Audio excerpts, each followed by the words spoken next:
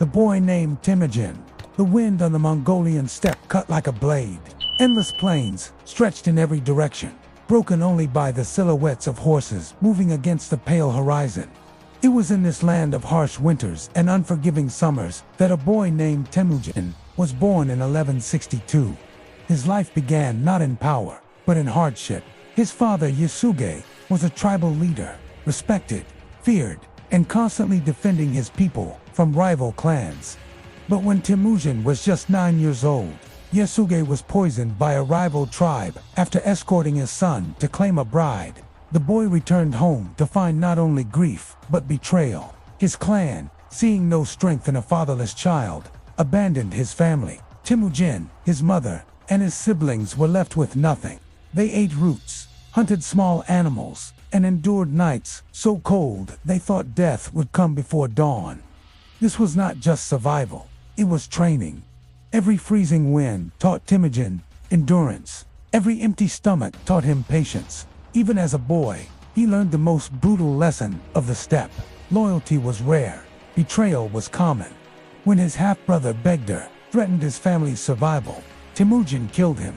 A decision that marked him as a leader who would make hard choices without hesitation. But Temüjin's vision stretched beyond mere survival. He saw the endless chaos between tribes as a weakness. If they could be united under one rule, they could stand against any enemy. Still, he was only a boy with no army, no wealth, and enemies in every direction. It was then he learned the power of alliances. Temüjin sought out powerful leaders, offering loyalty in exchange for support. Step by step, he gathered warriors not through birthright, but through merit. This was revolutionary. In a world ruled by bloodlines, Temüjin valued skill and loyalty over family name. His rise was slow, marked by battles won and lost. But with each victory, the whispers grew. The boy Temüjin was becoming something greater. By the time he took the title, Genghis Khan, meaning universal ruler, he had already begun shaping the Mongols into more than a tribe. They were becoming an army, a storm gathering on the horizon, forging the unstoppable horde. When Genghis Khan looked at the Mongol tribes, he did not see scattered families. He saw an untapped force that could shake the world. His first challenge was not an outside enemy, but the deep-rooted rivalries among his own people. To unite them, he needed more than charisma. He needed a system. He introduced a merit-based hierarchy, a concept unheard of in the steppe.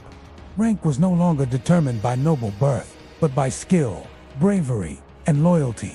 This single change shattered the old order and won him the allegiance of warriors who had long been overlooked by traditional chiefs. Genghis also reorganized his army into a decimal system, units of 10, 100, 1,000, and 10,000 men, each with its own leader. These leaders reported directly up the chain, creating a structure so disciplined it could function like a single living organism. But discipline was not his only weapon. Genghis understood the value of speed. Every soldier traveled with multiple horses, switching mounts to cover vast distances without tiring them. His army could appear where enemies least expected, days, even weeks, before any warning could reach them. And then there was his intelligence network. Genghis used scouts and spies not only to learn about enemy movements, but also to spread false rumors, turning fear into a weapon. This blend of information and deception made his enemies hesitate, and hesitation was fatal against the Mongols. His first major test came when he set out to subdue the powerful Jin dynasty in northern China. This was no simple raid. The Jin were wealthy, fortified, and well-organized, yet Genghis adapted. He captured engineers and siege experts from conquered cities, learning the art of battering rams, catapults, and siege towers. With these new tools, he could bring even the mightiest walls crashing down. The victories piled up. Cities fell, one after another, and those who resisted paid a heavy price. But those who surrendered often found unexpected mercy. Genghis was ruthless, but calculated by sparing those who submitted. He encouraged future cities to surrender without a fight. By the time his campaign against the Jin was over, the Mongol army was no longer seen as a loose band of raiders. They were a professional, unstoppable war machine, and the world was beginning to realize it. Strategies that shook the world. Genghis Khan's greatest victories did not come from brute strength alone. They came from strategies so innovative that even centuries later, military historians still study them. One of his most famous tactics was the feigned retreat. The Mongols would pretend to panic and flee, luring the enemy into a reckless pursuit. Once the enemy was stretched out and disorganized, the Mongols would turn around in perfect formation and crush them from all sides. Another was the double envelopment, where his cavalry would sweep around the flanks of the enemy, encircling them completely. Trapped and outnumbered, even the strongest armies collapsed under the pressure. But perhaps his most devastating weapon was psychological warfare. Genghis cultivated a reputation for unstoppable brutality. Stories of entire cities being wiped out traveled faster than his armies. Many towns, faced with the choice between surrender and destruction, chose to open their gates without a single arrow being fired. When the Khwarazmian Empire insulted him by killing his trade envoys, Genghis responded not with a border skirmish, but with total war. He crossed deserts thought to be impassable, arriving where no enemy expected him. City after city fell. Those who resisted faced annihilation, and those who surrendered were absorbed into his ranks. Genghis was also a master of adaptability. In deserts, he mastered water supply routes. In mountains, he learned ambush warfare. In sieges, he turned captured enemy technology against its creators. No terrain, no climate, no culture could stop him for long. By the time the Khwarazmian campaign was over, the Mongol Empire stretched from the Pacific Ocean to the Caspian Sea. And yet, Genghis did not stop. Every campaign taught him more. Every victory added to the legend.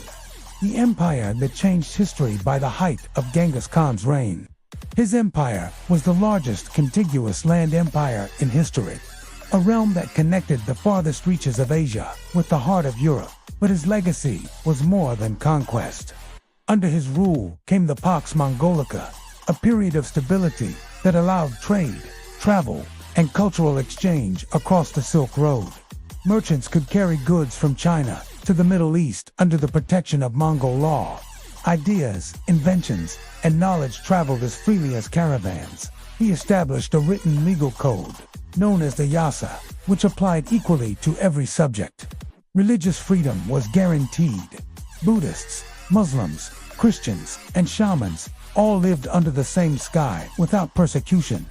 For a man forged in the chaos of tribal warfare, Genghis valued order above all else. In 1227, during a campaign against the Western Jai, Genghis Khan died under mysterious circumstances.